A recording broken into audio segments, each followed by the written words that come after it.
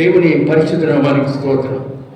ప్రియ సంగమా, దేవుని బిడ్డలారా, యేసుక్రీస్తు ప్రభు శిలువ శ్రమల ధ్యాన కోడిక 36వ రోజు చివరికి వచ్చేసాం.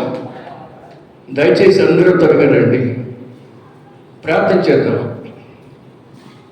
అత్యంత దయామయుడ, కృపామయుడ, మీ పాదముల స్తోత్రం.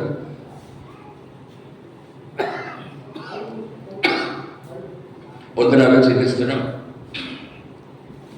36వ రోజు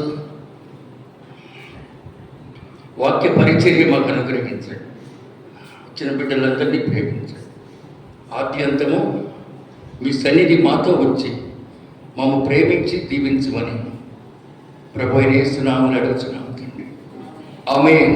పరిశుద్ధ నామానికి స్తోత్రం కలుగును గాక. 36వ రోజు. ఆదిలో ఎలా వచ్చారు, ఇప్పుడు ఎలా వస్తున్నారు? ఆదిలోనేమో కొత్త గడియారం మాదిరిగా చక్క తిరిగిన ముళ్ళు. ఇప్పుడేమో బ్యాటరీ అయిపోయిన ఒక గడియారం లాగా ముళ్ళు అక్కడక్కడే కొట్టుకుంటున్నాయి, పైకి రాడు. బ్యాటరీ అయిపోయింది. తర్వాత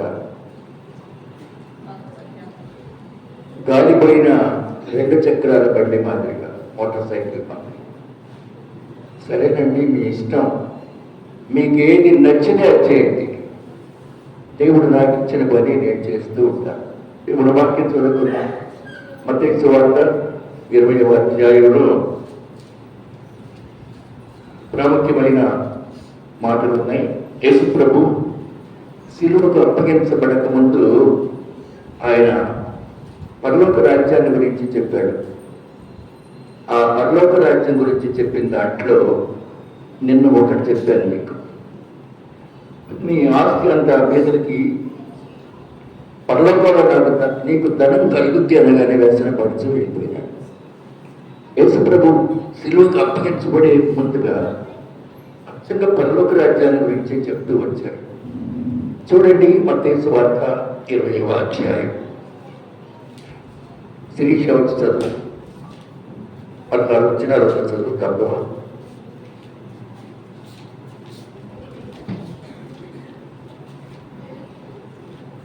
మత్తయి సువార్త 20వ అధ్యాయము 1 నుంచి 16.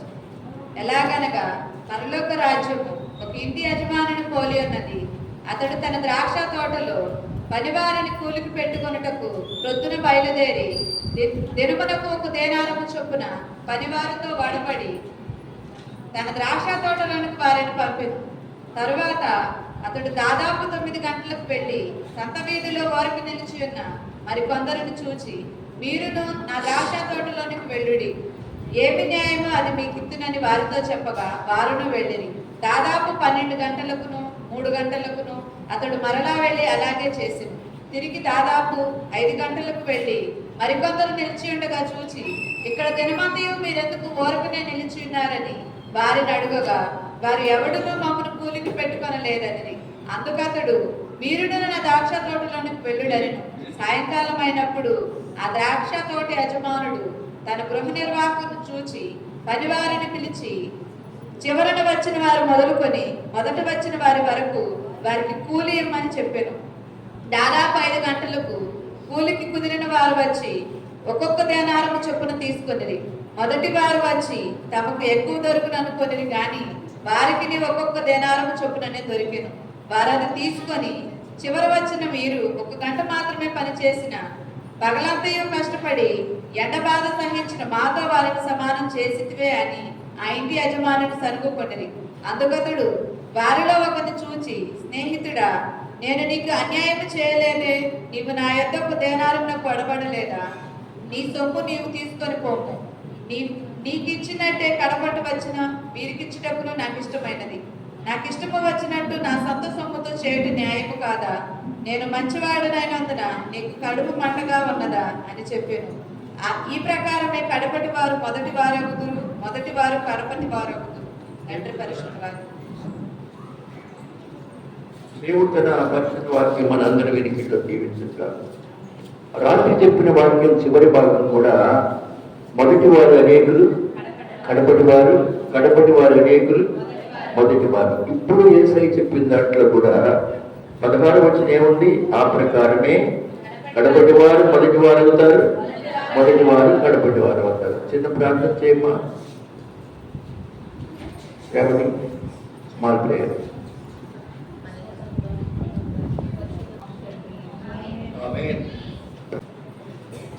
ఇంత అందమైంది బయట తన లోపల ఎలా అనిపిస్తాం. అవునా? అలాగే మనందరికి కూడా పరలోక రాజ్యం, ప్యారడైజ్ హోలీ ప్లేస్ ఎలా ఉంటుందా పరలోక రాజ్యం? ఈ ఆలోచన ప్రతి క్రైస్తవుడు కూడా ఉంటుంది. అక్కడ యేసయ్య ఉన్నాడంట, అక్కడ పరలోక రాజ్యం ఉంది. ఆయన చుట్టూ 24 పెద్దలు ఉంటారు. ఆయన ఉండే స్థలం అమ్మో 12 గుమ్మాలు, ఒక్కొక్క గుమ్మానికి ఒక్కొక్క రత్నం, 12 రత్నాలు ఉన్నాయి అక్కడ. గోడలంతా బంగారం, సింహాసనం బంగారం, అప్పుడు ఆయన తేజస్సు అయింది. అదండి పరలోక రాజ్యం అంటే. నువ్వు వెళ్ళబోయే స్థలం అది. దానికి ఆపోజిట్గా ఉంది పాతాళం, నరక కోపం, ఎప్పుడు అగ్ని మండుతూ ఉంటుంది. ఏడుపులు, పెడబొబ్బలు, హాహాకారం, ప్రాణం పోదు. అగ్ని ఆరలు, మనిషి చావడం.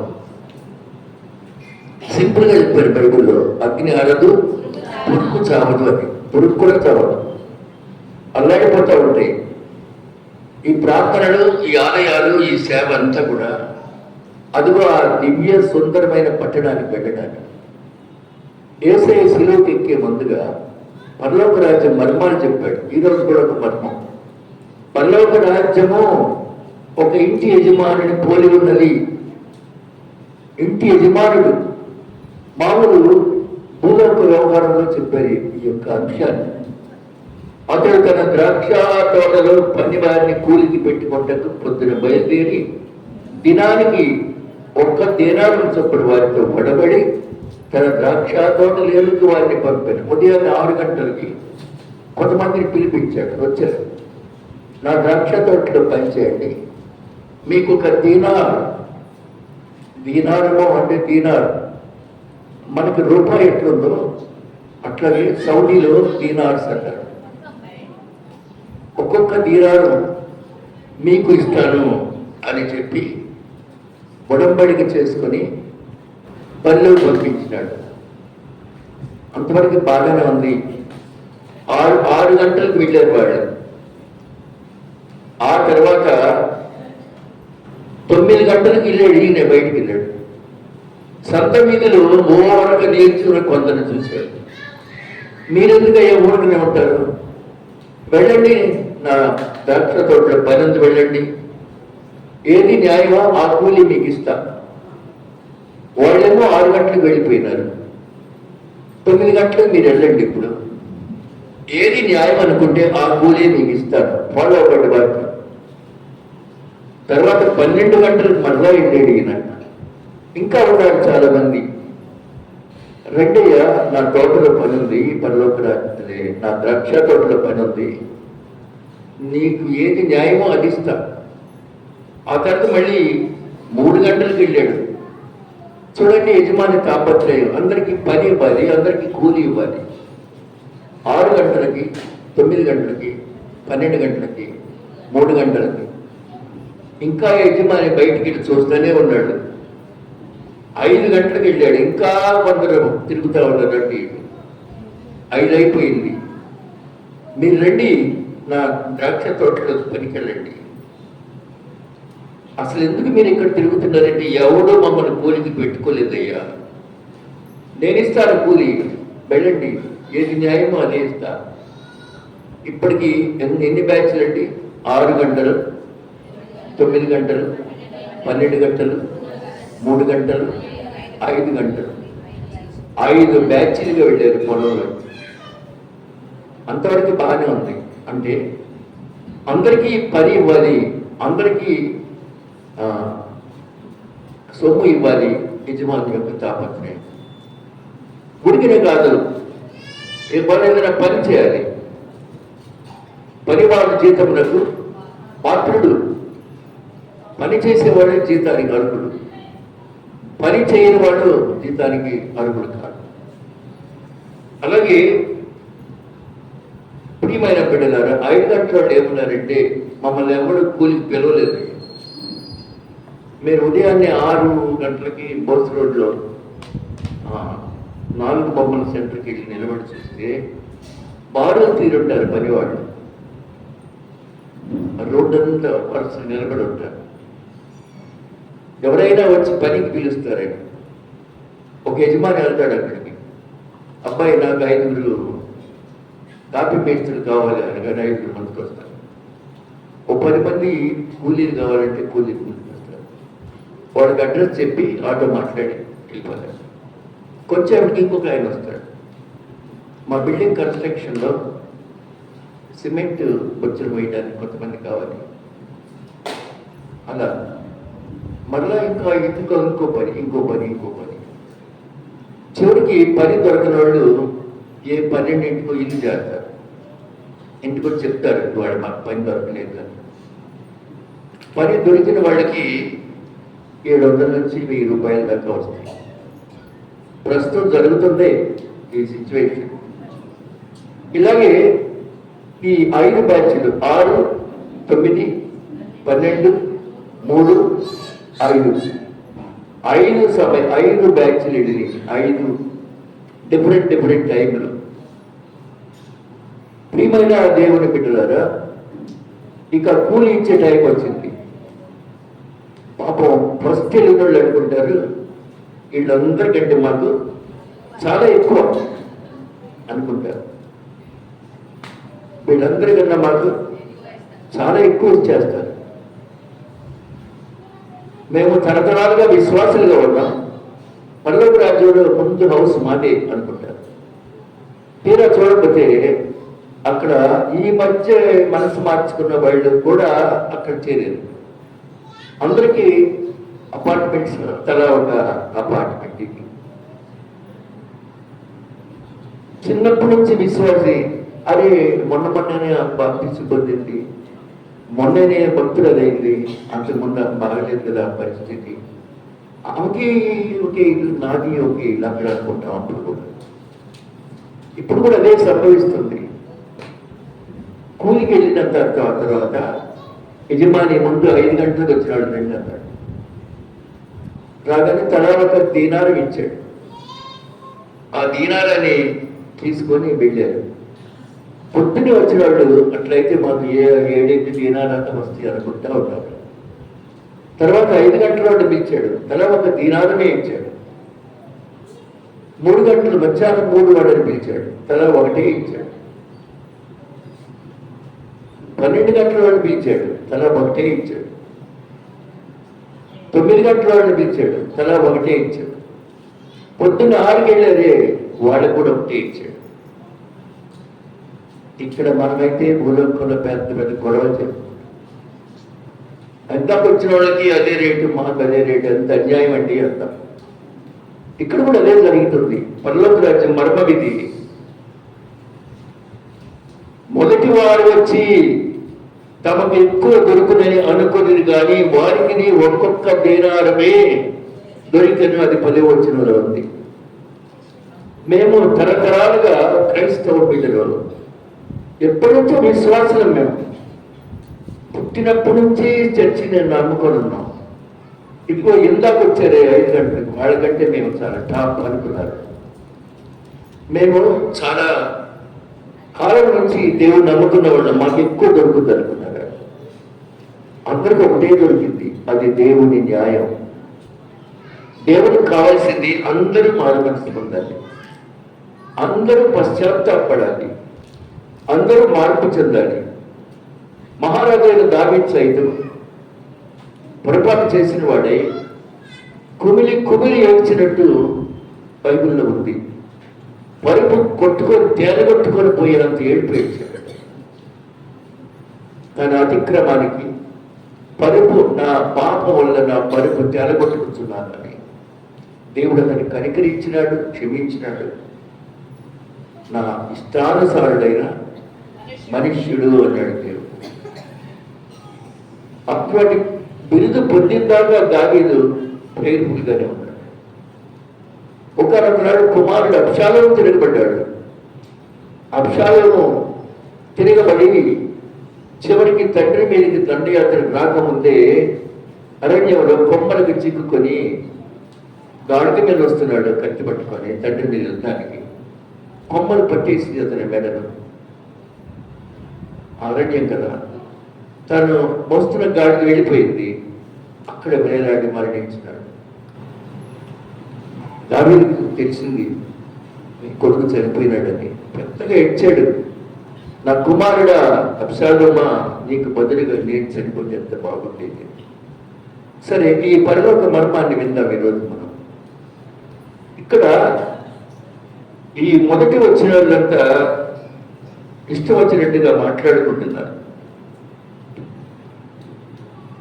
అప్పుడు ఆ ఇంటి యజమాని మీద వాళ్ళు సరుక్కుంటున్నారు.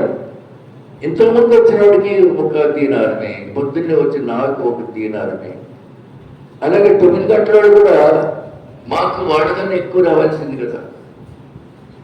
12 గంటల వాడు కూడా సాయంత్రం వచ్చిన వాళ్ళకన్నా ఎక్కువ రావాలి కదా. ఇలా సడుక్కుంటుంటే పిలిచాడు యేసుప్రభుని, స్నేహితుడా నేను నీకు అన్యాయం చేయలేదు. స్నేహితుడా 13వ వచనం, నేను నీకు అన్యాయం చేయలేదే. నా యొక్క ఒక దేనారమునకు నీవు వడబడలేదా? ఒప్పుకోనే కదా వచ్చింది. నీ సొమ్ముని నువ్వు తీసుకొని వెళ్ళు. నేనేమన్నాను నీతో? 1 దీనారం ఇస్తానంటే వచ్చావు. నీ సొమ్ము నువ్వు తీసుకొని వెళ్ళు. నీకు ఇచ్చినట్టే కడపటి వారికి ఇచ్చుటకు నాకు ఇష్టమైంది. ఇది నా సొమ్మది.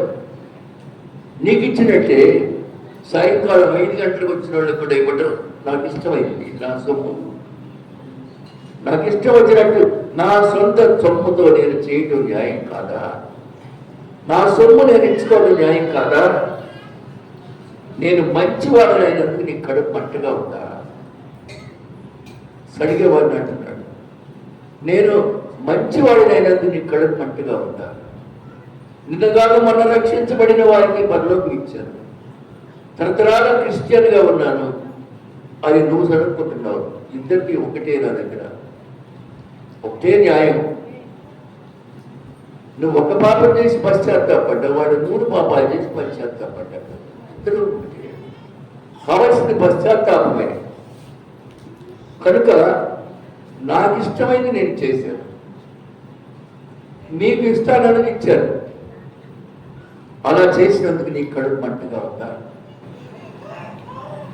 కడపటి వారు మొదటి వారు అవుతారు, మొదటి వారు కడపటి వారు అవుతారు. జాగ్రత్త అని చెప్పి పంపించేసినాడు. ఇలా పరలోక రాజ్య మర్మాల గురించి యేసు ప్రభు వారు తన జీవిత కాలంలో చాలాసార్లు చెప్పాడు. ఒకసారి చూద్దామా? మత్తయి సువార్త 13వ అధ్యాయం, మత్తయి సువార్త 13వ అధ్యాయం 24వ వచనం చూడండి. ఆయన మరి ఒక ఉపమానం వారితో చెప్పారు. ఏమనగా, పరలోక రాజ్యము తన పొలములో మంచి విత్తనం విత్తనం మనుషుని పోలి ఉన్నది. మనుషులు నిద్రించుండగా అతని శత్రువు వచ్చి గోధుమల మధ్య గురుగుల విత్తనాలు విత్తిపోయాడు. మొలకలు పెరిగి గింజ పట్టినప్పుడు గురుగులు కూడా అగపడెను. అప్పుడు ఇంటి యజమానుడు దాసులు అతని వద్దకు వచ్చి, అయ్యా, నీవు నీ పొలంలో మంచి విత్తనాలు విత్తినావు కదా, అందులో గురుగులు ఎక్కడి నుండి వచ్చినవని అడిగింది.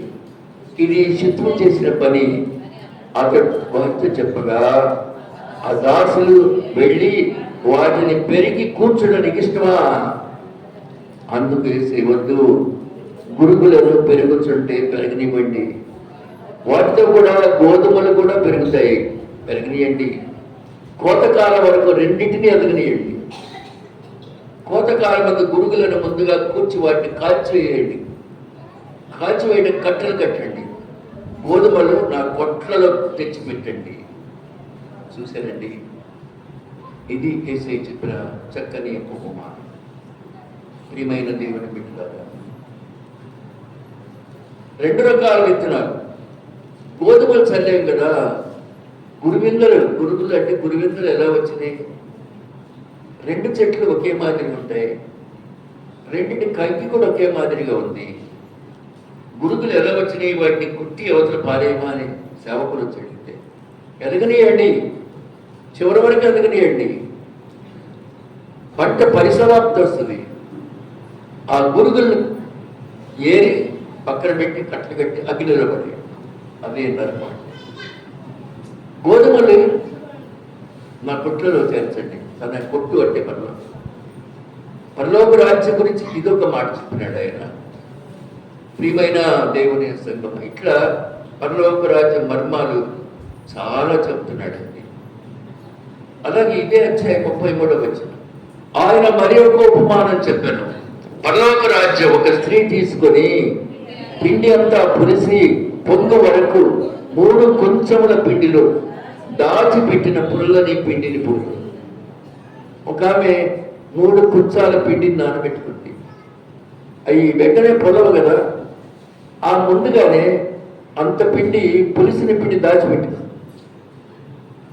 ఆ పులిసిన పిండి తీసుకొచ్చి ఈ 3 కుంచాల పిండిలో వేసేసింది. మొత్తం పులుసుంది కదా, బేకరీ వాళ్ళు చేసింది. అది పులిసిన పిండి ఉంటుంది అక్కడ, కొంత తీసుకొచ్చి ఈ మైదాలో కలుపుతారు. తడిసిన మైదాలు, తడిపోయిన మైదాలు 1 గంటలో 2 గంటలలో ఇది కూడా ఫెర్మెంటేషన్ అంటారు.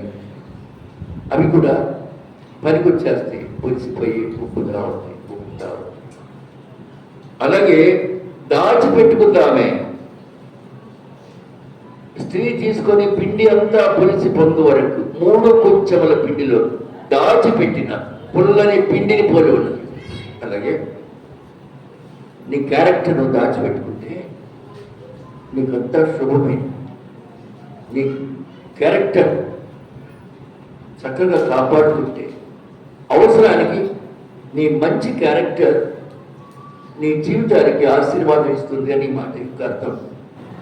3వ మర్మం చూడండి, 44వ వచనంలో,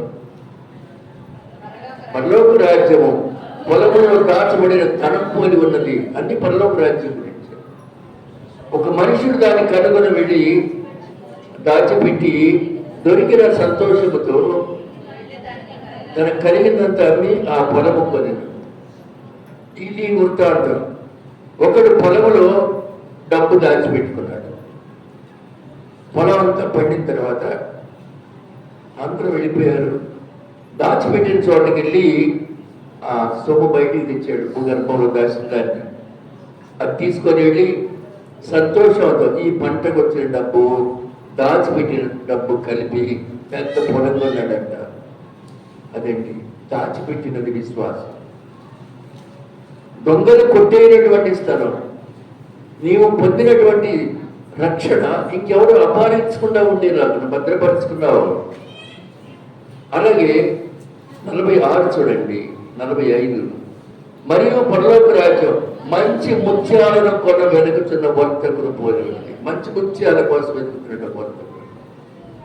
అతడు అమూల్యమైన ఒక ముత్యమును కనుగొని పోయి తన కలిగినంతా దాన్ని కొను. ఆ ముత్యాల్లో ఏది మంచి ముత్యమో చూశాడు. మంచి ముత్యము రేటు ఎక్కువ ఉంటుంది.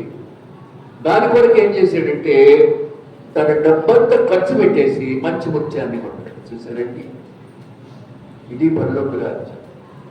మన జీవితంలో మన జీవితం అంతా ఖర్చు పెట్టి మంచి ముత్యం అనే పరలోక పట్టణాన్ని కొనుక్కోవాలి. మరొకటి చూడండి, 47వ వచనం, పరలోక రాజ్యం సముద్రంలో వేయబడి నానా విధములైన చేపలను పట్టిన వలను పోలి ఉన్నది. ఒక వలలో చాలా చేపలు పడ్డాయి. అది నిండినప్పుడు దరికి లాగి వలకు లాక్కొచ్చాడు. ఒడ్డుకు లాగి కూర్చోండి, మంచి వాటిని గంపల్లో కూర్చాడు, చెడ్డ వాటిని వేరుపరిచి బయట పారవేస్తాడు. అలాగే యుగ సమాప్తి. మంచి పెద్ద పెద్ద చేపలు పెద్ద తట్టలో వేసుకున్నాడు. చిన్న చిన్నవి, చచ్చినవి, పనికిరానివి ఏం చేశాడమ్మా? పారవేసినాడు, బయట పారవేశాడు. పద్మానికి గుర్తుందా? 10 ఏళ్ల క్రితం నుంచి చదివించే వాక్యం. 10 ఏళ్ల పైన ఇల్లు, 10 ఏళ్ళ ఇల్లు, ఇదే వాక్యం నీకు ఇస్తారు. 6-7 ఆడపిల్లలకి పరలోక రాజ్యం బాప్తిచ్చి చదివించాడు. నా సేవ నాకే గుర్తు, మీకు కూడా గుర్తుంటే చదవండి. మంచి చేపలు తీసుకున్నాడు, చెడ్డవాటిని పారవేస్తున్నాడు. మనం చేసుకున్నటువంటి మంచి చేపవి, మంచి బిడ్డవైతే పుట్ట పరలోకం చట్టలో వేసుకెళ్తాడు దేవుడు. చెడ్డవైతే బయట పారేస్తాడు. బయట పారవేసేది అగ్ని గుడ్డబట్టి. అలాగే ప్రియమైన సంగమా, దేవుని బిడ్డలారా, ఇలా ఇన్ని సంఘటనలు చెప్పాడు యేసుకున్నాడు. అలాగే యుగ సమాప్తి జరగదు. నీకేది ఇష్టం? రాత్రి నీకేది ఇష్టం?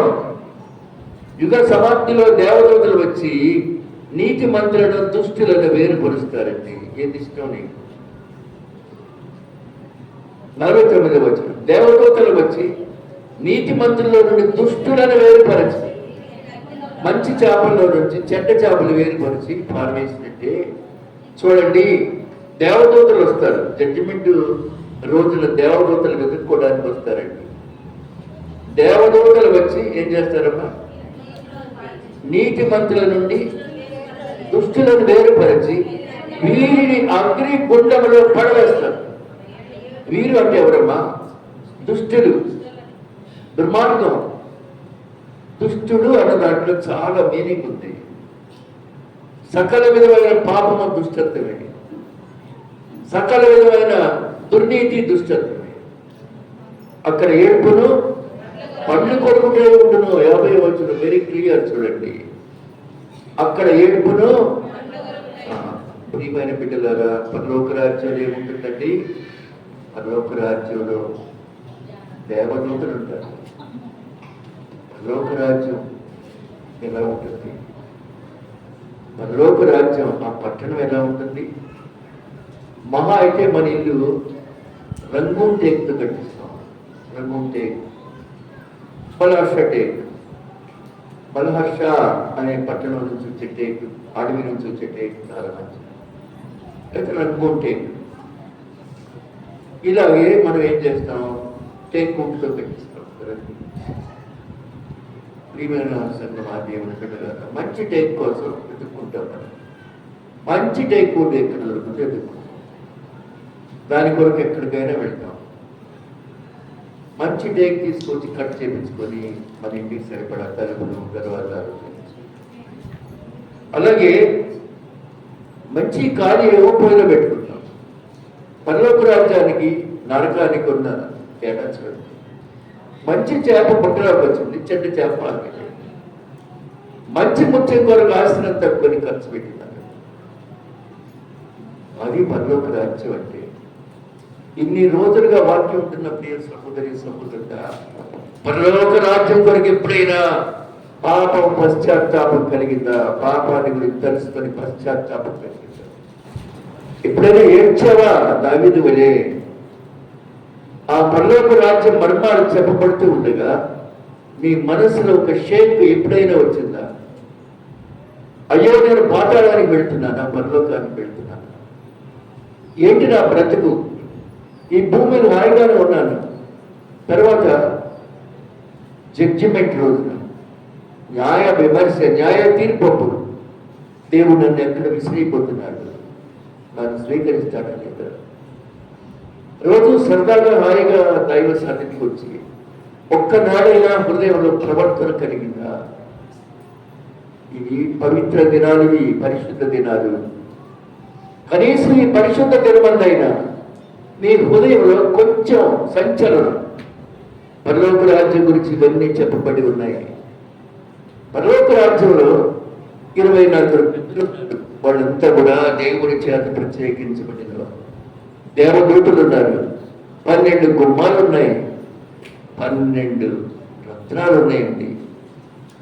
12 రత్నాలు. ప్రకటన గ్రంథం 21వ అధ్యాయం, ప్రకటన గ్రంథం 21వ అధ్యాయం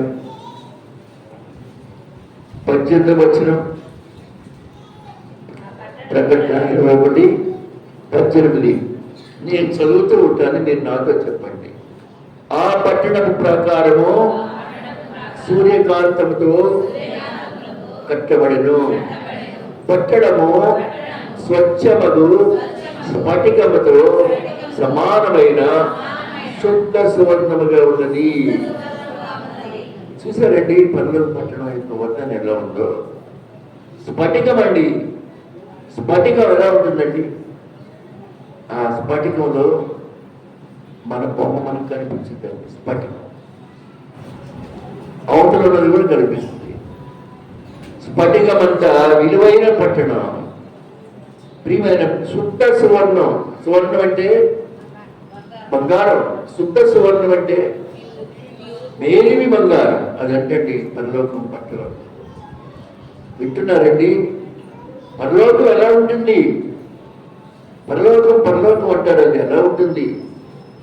ఆ పట్టణపు ప్రాకార పునాదులు అమూల్యమైన, ఆ పట్టణపు ప్రాకారపు పునాదులు అమూల్యమైన నానావిధ రత్నములతో అలంకరించబడిన. నానావిధములైన రత్నాలు అంటండి. మొదటి పునాది సూర్యకాంతపు రాయి. అది నంబర్ 1. సూర్యకాంతపు రాయి. ఇంగ్లీష్లో సఫైర్ ఏదో అంటారు. ఇంగ్లీష్ అని చెప్తే నాకు టైం కాదు, కానీ ముందు తెలుగులోనేనండి. మొదటిది ఏంటి? సూర్యకాంతపు రాయి. రెండవది నీలం.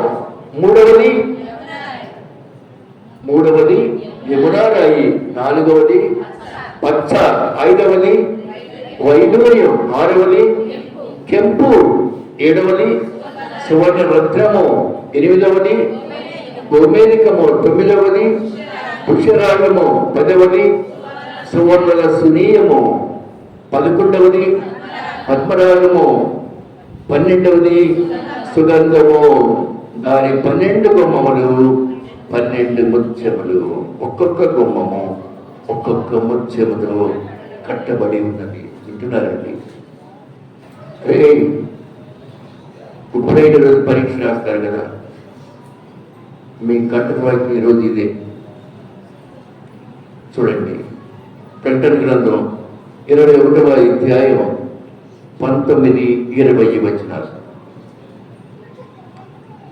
12 రత్నాలు ఉన్నాయి. 1 by 1 రాయండి చాలు. మొదటి రత్నం పేరేంటి? సూర్యకాంతపు రాయి. రెండవది నీలం. మూడవది యమున రాయి. నాలుగవది పచ్చ. ఐదవది వైడూర్యం. ఆరవది కెంపు.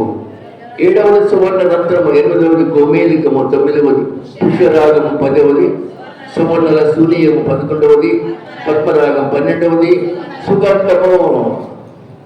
మీ అమ్మాయి 4వ క్లాసులో చెప్పింది. మీ 4-5 తరగతులు చేయటప్పుడు నాకు చెప్పడం నాకు ఇంకా జ్ఞాపకం ఉంది కదండి. మీరు ఖచ్చితంగా మీ పరీక్షలో ఈ వాక్యం రాయాల్సింది. సరేనా? 12 వరుస పెట్టండి. 12 రాయాలి. ఇదండి పరలోకం. పరలోకం పరలోకం అది అలంకరించబడినటువంటి గొప్ప పట్టణం, దివ్యమైన పట్టణం. అందులోకి మనం వెళ్ళాలి అంటే మనకేం కావాలి? పాప క్షమాపణ కావాలి. పాప క్షమాపణ. దావీదుకి ఊరికినే పాప క్షమాపణ వచ్చిందా? ఊరికినే నా ఇల్లంతట్లో నా ఇష్టానుసారుడైన మనుష్యుడు అన్నాడా? తను చేసిన పాపానికి ఘోరమైన పశ్చాత్తాపాన్ని పొంది పరుపు త్వరగొట్టుతున్నాను అన్న రెఫరెన్స్ ఉంది బైబిల్లో. టైం లేక వెనక్కి వెళ్ళట్లేదు నేను. అలా అలా అలా దావీదు ఆ తర్వాత సౌలు ఎంత వెంబడిస్తున్నా సౌలు మీద తిరగబడలేదు, తప్పించుకొని తిరిగాడు తప్ప అభిషిక్తుడైన సౌలు మీద తిరగబడలేదు. సౌలు వస్తుంటే అడవుల్లోకి పారిపోయినాడే తప్ప గొలియాతును సంహరించిన వాడినే ఎంత సౌలు అనుకోలేదు, గర్వం పెంచుకోలేదు ఆయన. అసలు గొలియాతును సంహరించడానికి దావీదు బలం ఏమైనా సరిపోతుందండి. ఒక్క లెఫ్ట్ హ్యాండ్ పైకెత్తాడు, పడేయగలడు దావీదు గొలియాతు. అంత బలార్జుడు. గొలియాతును చంపడానికి దావీదుకు ఉన్నటువంటి తోడు ఏంటో ఆలోచించారు మీరు. దేవుడే. అంత బలాఢ్యుని చంపడానికి సంహరించడానికి దావీదుకున్న ఆయుధాలు ఒక్క ఒడిసెలో సరిపోతా. దేవుడు అతనికి తోడ ఉంటేనే తప్ప అతనికి జయము రాదు.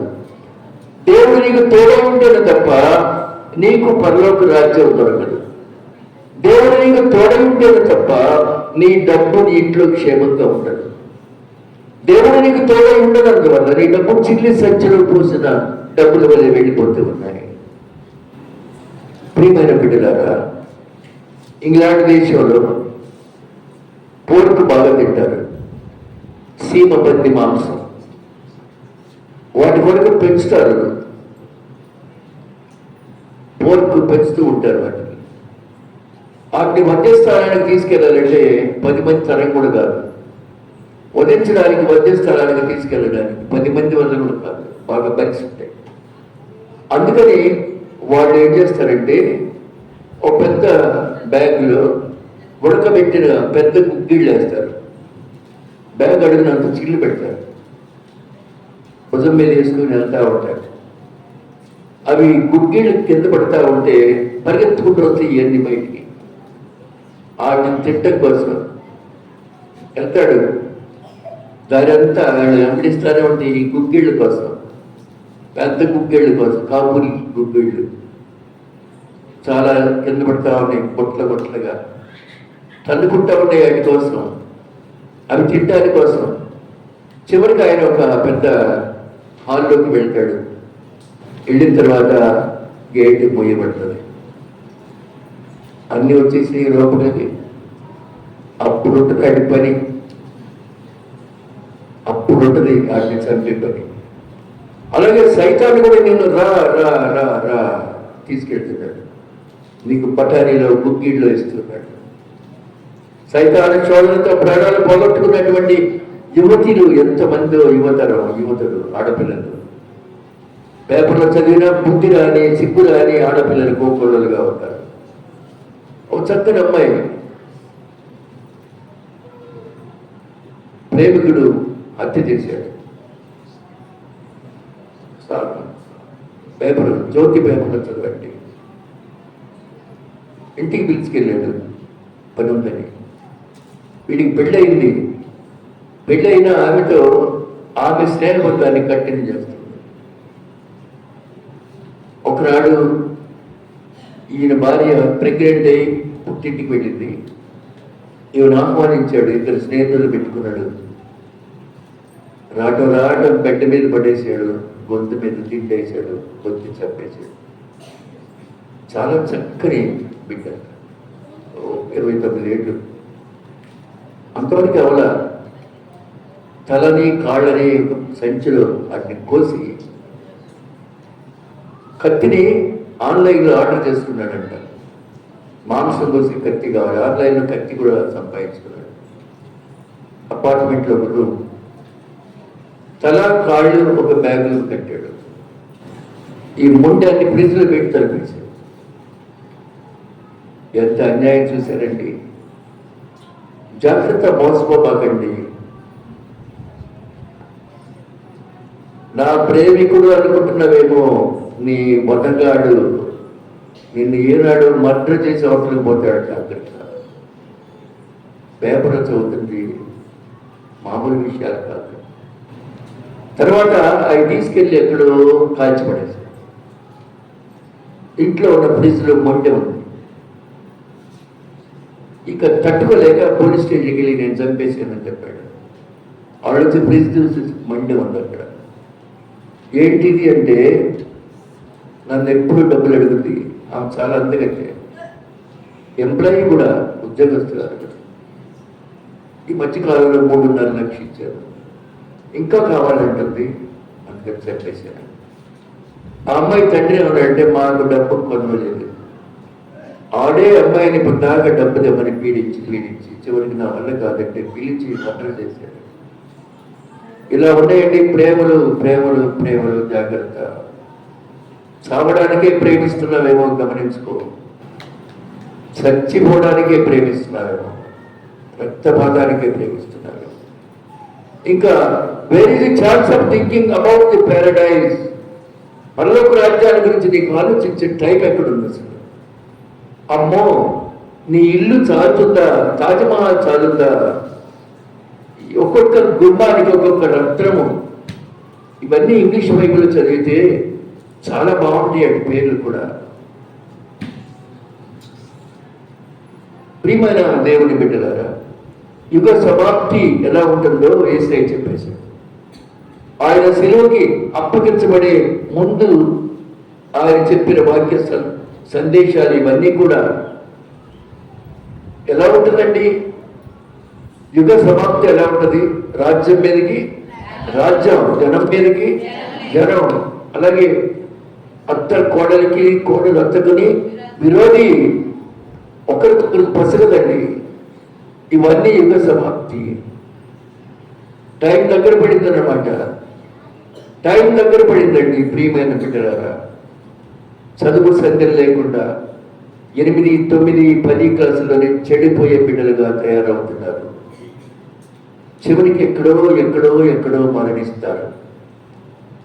ఎక్కడో నీ గొంతు పిసికిచ్చే దాని కొరకు ఎదురు చూస్తున్నావు. చదువుకో, ప్రయోజకులు అవ్వండి, ఉద్యోగస్తులు అవ్వండి, ఆఫీసర్లు అవ్వండి, శంషేర్గా జీవించండి.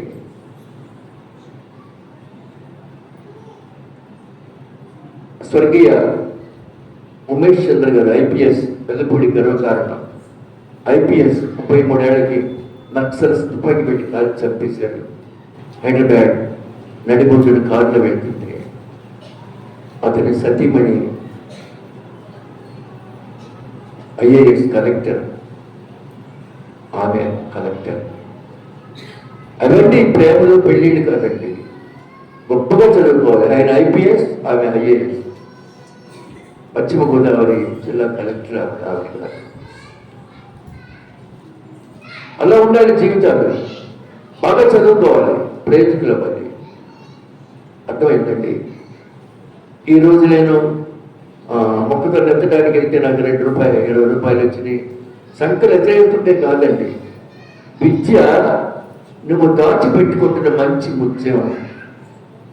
ఆలోచన చేసుకోండి. కనుక మన చూపు పరలోక వైపు ఉండాలి. ఈ 40 దినాల శ్రమల ధ్యాన కూడిక ఆయన వైపు చూడటం కొరకే, పరలోక రాజ్య ప్రాప్తి కొరకు. అలాగే రేపు కూడా ప్రియమైన బిడ్డలారా, రేపు కూడా పరలోక రాజ్య మర్మమే మీతో చెప్తారు. అలాంటి రత్నములు, ముత్యములు, అలాగే ఆ దారంతా ఒక్కొక్క ముత్యంతో కట్టబట్టేగాక పట్టణపు రాజవీధి శుద్ధ సువర్ణం, సర్వాధికారి అయిన దేవుడు ఉన్నాడు అక్కడ. 22వ వచనం, ప్రభువును గొర్రెపిల్లయు దానికి దేవాలయమై ఉన్నారు. ఆ పట్టణంలో ప్రకాశించడానికి సూర్యుడు అక్కర్లేదు, చంద్రుడు అక్కర్లేదు, దేవుని మహిమ ప్రకాశిస్తుంది. అదేంటి, దేవుని మహిమ సూర్యుడి కన్నా ఎక్కువ, చంద్రుడి కన్నా ఎక్కువ. ప్రభువుని ఆ పట్టణంలో సూర్యుడు అక్కర్లేదు, చంద్రుడు అక్కర్లేదు. తానే ప్రకాశమానమైన వెలుగును విరజిమ్ముతూ ఉన్నాడు. ఆ వెలుగుకి రత్నాలు ఇంకా ఎక్కువ వెలిగిస్తున్నాయి. బంగారంతో చేపడిన గోడలు ఇంకా ఎక్కువ, శుద్ధ సువర్ణము మెరుస్తూ ఉన్న పట్టణం అంతా. మన బ్రతుకు అక్కడికి వెళ్ళడానిక, లేక ఏడుపును మంగళార్పున ఉన్న పాతాళంలో ఉందా? నిర్ణయం మందే. నేను ఇంకా రక్షించబడలేదు, వాళ్ళు ఎప్పుడు రక్షించబడ్డారు, వారిని పరలోకం అనుకుంటున్నావా? కానే కాదు. నా ఇష్టం, నా సొమ్ము. 5 గంటలకు వచ్చిన వాళ్ళకి కూడా అంతే కూలిస్తాను నేను. నీకు ఏది ఇస్తానని అదే ఇచ్చాను, నీకెందుకు కడుపుమంట? కాబట్టి ఈ రోజు బాప్తీసం పొందిన, ఈ రోజున రక్షించబడినవారు, ఈ రోజున పశ్చాత్తాపడినవాడు, వాళ్ళు కూడా పరలోక రాజ్యమే. ఎంత మంచి దేవుడు అండి, ఎంత మంచి దేవుడు. పాపులను అంతగా క్షమించే దేవుడు ఇంకెక్కడ లేదు, వేరెవరూ లేరు. స్వల్పకాలమైన ప్రభువును విశ్వసించి కొంతకాలమైనా, ఈ కొంతకాలం శుద్ధ సువర్ణమయమైన జీవితాన్ని కొనసాగిస్తే నీకు కూడా దేవుడు ప్రతిఫలం అందరితో ఇస్తాడు. ఆ పరలోక రాజ్యంలో అన్ని అపార్ట్మెంట్స్ ఉంటాయి, అందరి సమానంగా ఉంటాయి. ఆ మహిమ రాజ్యం కొరకు ఎదురు చూద్దామా? తలవంచండి, ప్రార్థన చేద్దాం. కృపమైన దయమైన రక్షణ, ఈ రాత్రి మీరు మాకు ఇచ్చిన పరలోక రాజ్యం మర్మాన్ని గురించి, పరలోక రాజ్యం ఎలా ఉంటుందో మీరు ఇచ్చిన వాక్య సందేశం కొరకు మీకు వేలాది స్తోత్రాలు చెల్లిస్తున్నాను తండ్రి. సూర్యుడు అక్కర్లేదు, చంద్రుడు అక్కర్లేదు, దేవుని మహిమ ఉందక్కడ. ఆ దేవుని మహిమకు జీవ గ్రంథంలో వ్రాయబడిన వారు ప్రవేశిస్తారు. ఆ స్థితి నీ బిడ్డల వైపు దయచేయమని మా ప్రార్థన జీవితంలో యేసు దేవుని అంగీకరించి పాప క్షమాపణ పొంది, దావీదు వలె పాప క్షమాపణ పొంది, ఇంకా యేసు నీ రాజ్యంలోకి నన్ను చేర్చుకున్న దొంగ కుమారుడు కలిగింది కనుక దేవుడు పాప క్షమాపణ అనుగ్రహించి నేడు నీవు నాతో కూడా పరమేశ్వరుడిని వాగ్దానం ఇచ్చిన దేవుడు. మొదటి వారికి అదే కొలత, చివర అంగీకరించి పాపాన్ని ఒప్పుకున్న వారికి అదే కొలత. అట్టి దేవదేవునికి సాగిరపడి ఆయన మహిమను సంపాదించుకుని మాకెల్లరికూ దయచేయమని ప్రభు అయిన యేసుక్రీస్తు నామములో అడిగి వేడుకుంటున్నాం తండ్రి. ఆమేన్. మన రక్షకుడును పరమ తండ్రి మన కొరకు సిలువలో కుమ్మరించినటువంటి యేసునాథుని పవిత్రాత్మ కూడి ఉన్న మనతోనూ సమస్త పరిశుద్ధులతోనూ ఇప్పుడు ఎల్లప్పుడూ సదాకాలం నిలుచును గాక. ఆమేన్. అందరికీ వందనాలు.